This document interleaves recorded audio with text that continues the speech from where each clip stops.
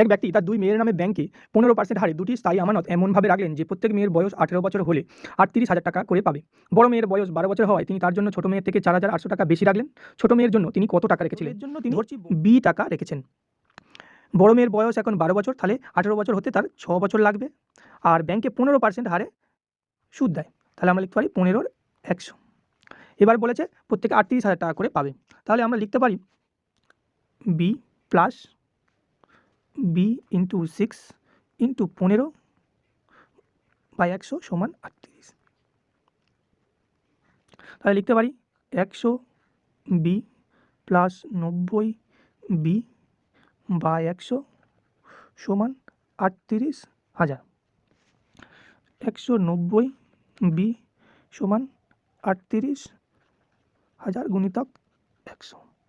আমরা যদি কাটাকাটি করি তাহলে পাবো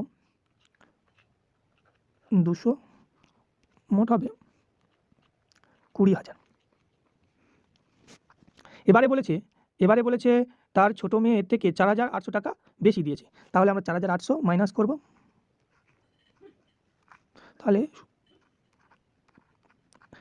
15,200 টাকা ছোট মেয়ের জন্য রাখলো। তো অপশন নাম্বার 3 সঠিক উত্তর হবে।